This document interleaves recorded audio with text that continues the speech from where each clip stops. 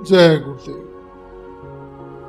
18 सितंबर सन 2003 सुबह, दोपहर, शाम और रात ध्यान में कुछ भी दिखाई नहीं दिया।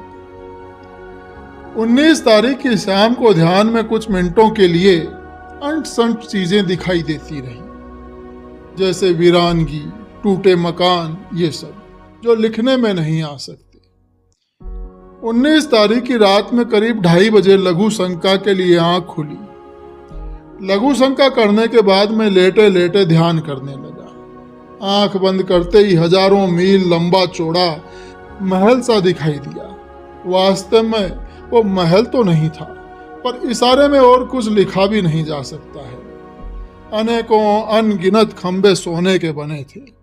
अगर उन खंभों यानी पिलरों की कोई गिनती करने लगे तो शायद सदियां बीत जाएं, पर फिर भी खंबे वो गिने नहीं जा सकते। इतने पिलर वहां पर बने थे, जो अनेक चमकदार धातुओं से बने मालूम पड़ते थे।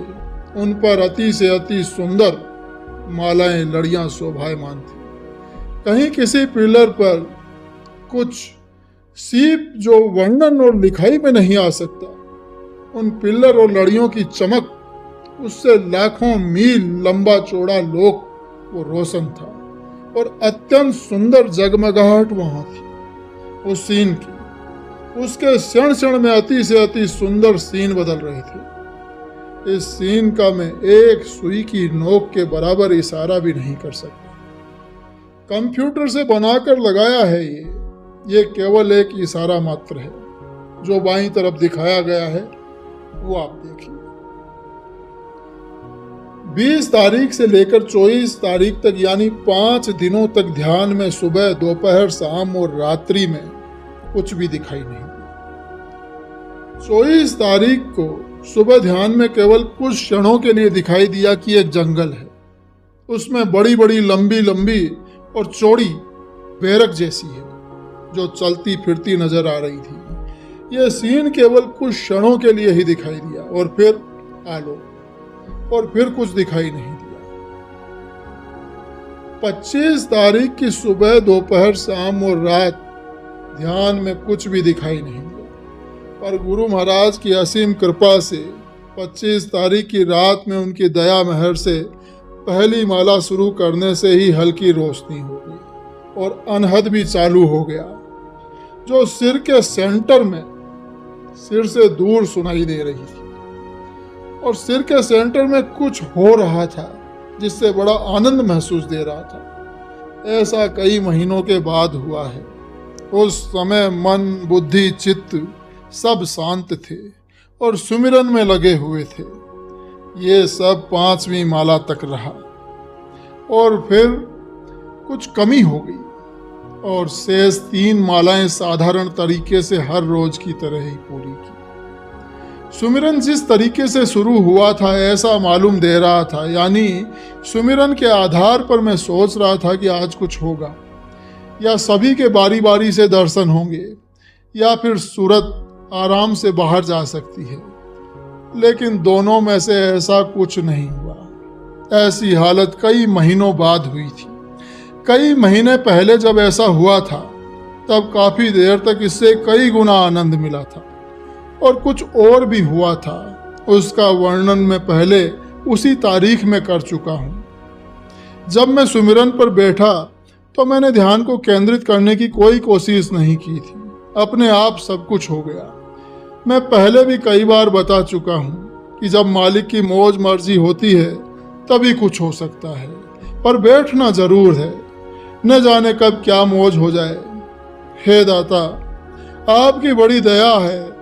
हे दाता, मैं पापी हूँ, मैं निकृष्ट हूँ, मेरे गुनाहों को क्षमा करना। हे दाता, मैं नीच और निकृष्ट हूँ, मुझे दया की भिक्षा दे दे।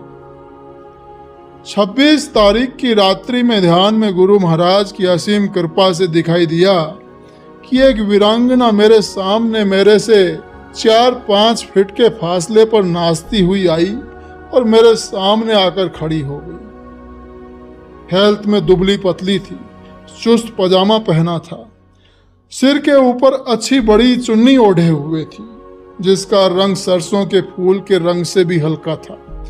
गले तक घूंघट निकाला हुआ था, कुर्ता हाथ के गट्टों तक पहने हुए थी। घूंघट के कारण उसका मुंह नहीं दिख सका। पैरों में घुटनों तक मानो चांदी के जेवर पहने थी या फिर सफेद मोतियों की लड़ियों से सुशोभित थी। गले में सफेद लड़ीदार और मोतियों से सुशोभित हो रही थी और चुन्नी से उसके हाथ ढके थे, इसलिए हाथों का कोई आभूषण नजर नहीं आया। मेरे सामने आकर नाची नहीं बल्कि सीरियस खड़ी रही। फिर कुछ समय बाद वो आलोप हो गई। उसके कपड़ों से जो फीकी फीकी रोशनी निकल रही थी, उससे पूरा मंडल, पूरा लोक रोशन था। उसके बाद पूरा लोक एक अति सुंदर गलीचे के समान हो गया, जिसके रंग मैं पहचान नहीं सका। उस गलीचे नुमा लोक पर जो केवल उसमें बेल बूटे बने थे, उनकी शोभा का वर्णन नहीं किया जा सकता। उसकी सुंदरता के क्षण क्षण में सीन बदलते रहे। आंख उलटकर देखा तो सिर के ऊपर भी वही सीन था जो सामने और दाएं बाएं था। काफी देर तक मैं उसके क्षण क्षण में बदलते इन सीनों को देखता रहा।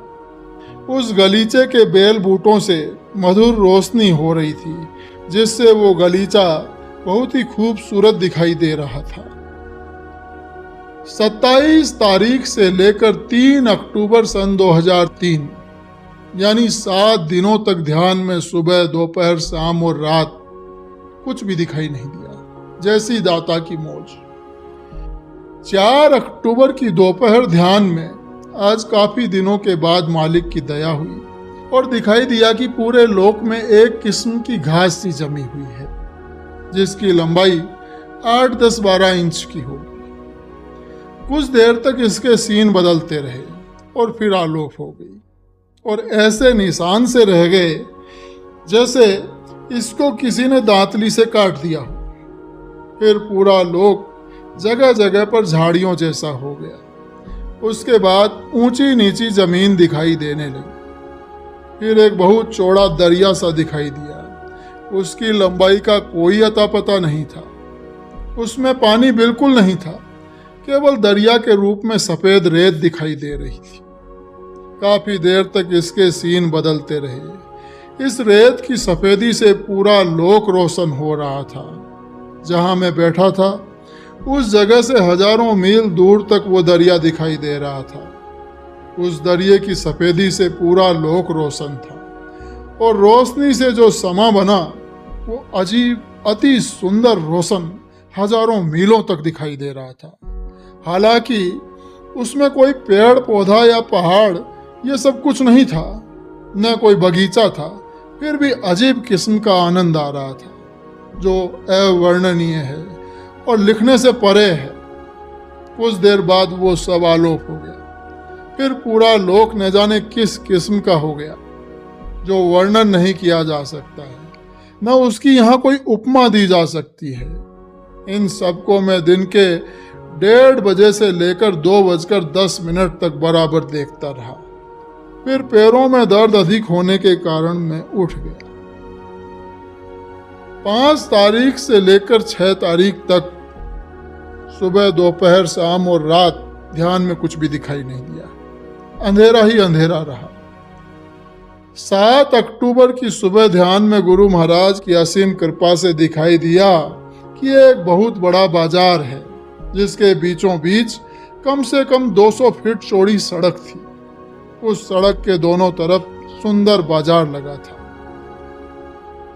ये पहचान में नहीं आ रहा था। बाजार में जनता की खूब चहल पहल हो रही थी, पर दूर होने के कारण उनके चेहरे नहीं दिख रहे थे। ये सीन चंद मिनटों तक ही रहा, फिर सब आलोप हो गया। 8 तारीख की रात्रि में ध्यान में केवल गुरु महाराज की दया मेहर से दिखाई दिया कि पूरे लोक में उबड़ खाबड़ जमीन है, जैसे मिट्टी खोदने के बाद हो जाती है, जैसे चित्र में यहाँ इशारा किया है। फिर वो सब आलोप हो गई। उसके बाद दिखाई दिया कि अपार जनता हाथ में कुछ लिए रेलम पेल घूम रही है सभी साफ सुंदर वस्त्र पहने थे। उनमें स्त्री पुरुष का पता दूर होने के कारण नहीं लग रहा था। साइज में छोटे बड़े जरूर दिखाई दे रहे थे। वे मेरे निकट नहीं आए, दूर ही रहे और वहीं पर घूम रहे थे। जहां पर वे थे वहां रोशनी थी, शेष में अंधेरा था। वो जनता एक एक करके वहीं आलोक हो गई। फिर देखा कि पूरे लोक में उबड़ खाबड़ सामान फैला हुआ था। सामान क्या था कुछ समझ में नहीं आ रहा था। फिर चंद मिनटों में वो सीन आलोक हो गया और दूसरे सीन चालू हो गए, जिनके बारे में मैं कुछ नहीं लिख सकता।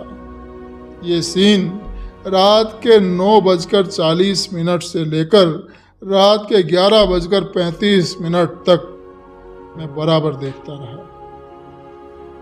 जय गुरुदेव।